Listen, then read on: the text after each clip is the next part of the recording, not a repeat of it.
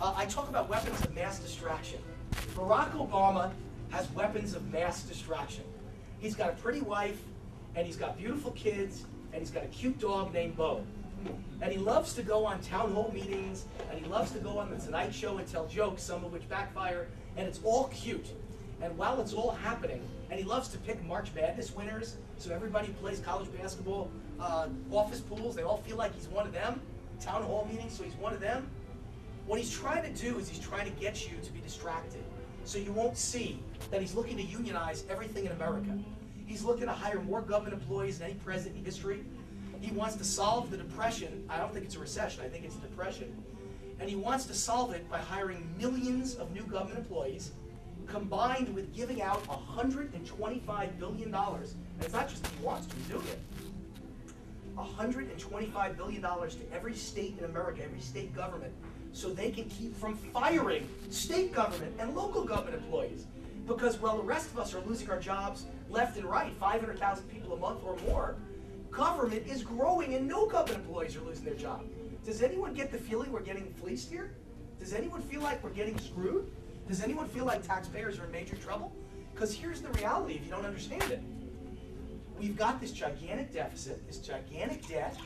There's no way to pay the bills. We're bankrupt as a nation. We're paying the bills with a Fed that simply is unaccountable and unauditable and prints money whenever Obama wants them to. Bush as well, but Obama far worse. And the money's being printed to hire government employees who will always vote Democrat, support bigger government, and continue to vote for Barack Obama and all the people that want bigger and bigger government, that will vote to give them bigger salaries and bigger pensions for life. And here's the sad reality. In 2 years, the economic stimulus is gone. It'll all be spent. Gone. So $800 billion is only here for 2 years. One time only. You know how big $800 billion is? You know what it means? I'll give you an analogy. $800 billion is so big that if you spent $1 million a day since the day that Jesus Christ was born to today, it wouldn't equal $800 billion. We're spending it in the next 2 years, then it's gone. But Obama has hired millions of new government employees who are still there. And they're going to work for 25 years with bloated government salaries that are 50% higher than the private workforce for the same job. And then they get pensions till the day they die. And then when they die, their spouse continues to get the pension. Did you know that's how government pensions work? And so all this money, every time you hire a government employee, you're going to have to pay them for 25 years of work and 40 years of retirement. 65 years that all of us taxpayers in the private sector are going to have to pay them. Now let me give you an example. In Nevada that I brag about all the time, I said we have the fewest government employees, but I didn't tell you they're the highest paid. The average fireman in Las Vegas makes $98,000 a year. That's the average. Now they retire, and by the way, you know, this is being filmed, it's going to wind up on the internet. You don't want anyone to say you're anti-fireman, anti-policeman. I love firemen and policemen. I've loved them my whole life, you know. And they protect us, and they're the only people in the world that run into a burning building while we're running out. So no one's against firemen. I love them. That doesn't mean that they should be paid commensurate with what a private sector job would get. Here's the thing. I'm an entrepreneur. I take risks with my money. Tremendous risks. I could lose, and I do all the time. You know? That's what an entrepreneur and a small businessman does. When you take a government job, you're taking no risk. You may be taking a physical risk like firemen and policemen, but no financial risk.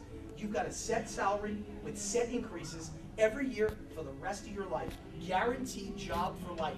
The only thing that gets a teacher fired is having sex with a student who's 8 years old. Other than that, teachers will never be fired. So you have a job for 40 years if you want it. Or if you want to retire in 20 years, you have a job and a pension for another 40 years. When you give up that uncertainty, you should be making less than a person in the private sector. If a guy makes, or a gal makes $60,000 in the private sector, then in the public sector, they should make 40. Because in the private sector, you could be fired tomorrow. But in the public sector, you have a job and a pension for life. Instead, it's working the exact opposite way.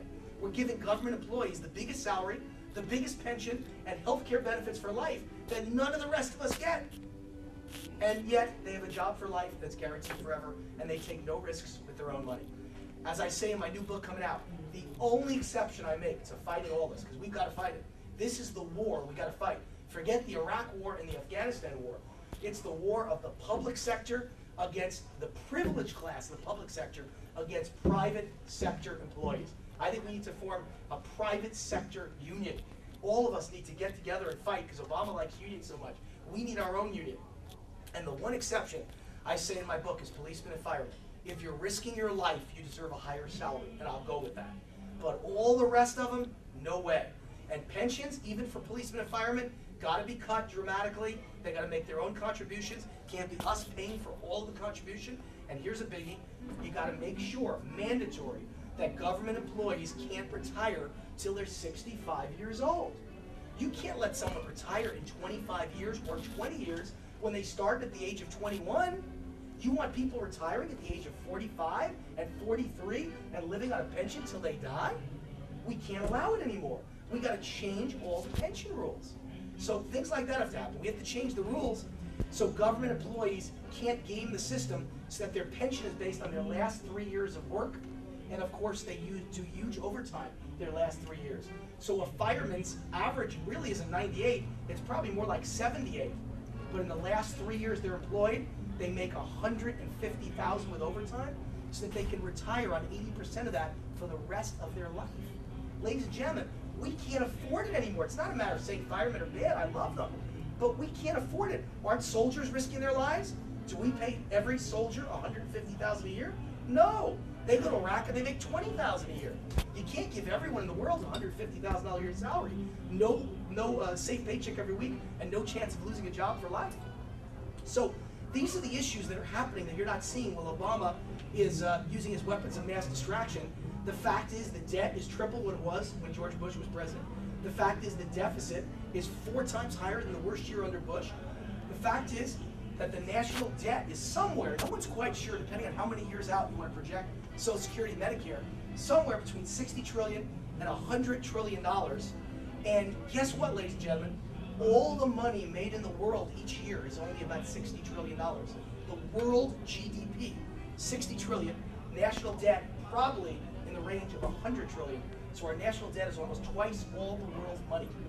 Obama's not telling you that. He doesn't want you to know that. He wants to distract you. He doesn't want you to know that Standard & Poor's is hinting that our national credit is going to go from AAA to AA, which means the interest rates are going to go much higher. He doesn't want you to know that bond sales are now failing in the United States. China doesn't want to buy our bonds anymore. Obama doesn't want you to know that the Chinese government actually thinks the United States can never pay their debt back, and so they don't want our bonds. They want a new world reserve currency, which means the dollar won't be the currency of choice anymore around the world. That's devastating to every one of us in this room. Obama doesn't want you to know that. He doesn't want you to know that the head of the European Union recently said America is on the path to hell. He doesn't want you to know that the president of France, Sarkozy, is laughing at us. He doesn't want you to know that Germany, which has always been a socialist or social capital country, refuses to spend stimulus money and bailout money like Obama wants them to spend. They won't go along with it. They say we are the ones who are overspending. These are all things he doesn't want you to know, and here's the greatest one of all, the 2 greatest. He doesn't want you to know that Putin was in the news recently, the great leader of Russia, stating that the United States has abandoned capitalism and free markets. Can you imagine we're being lectured by communists now?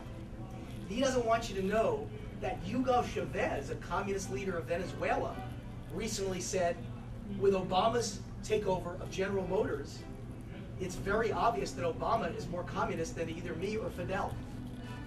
How about that one? Fidel Castro and Hugo Chavez are calling us communists. That's how bad things have gotten, ladies and gentlemen. So those are the things I talk about all the time on TV and on radio. They're getting a great response because people are waking up, I think, and they're saying, wow, this guy makes sense. Wow, libertarians make sense. I state over and over again, you guys all made fun of Ron Paul, but everything he ever said came true. Ron Paul said we're going to hit with massive debt, massive unemployment, massive wave of inflation. No one's going to buy our bonds anymore. The dollar's going to fall to nothing. And the Fed is at the center of all of this destruction. And people laughed at him and called him a kook. And Ron Paul was right.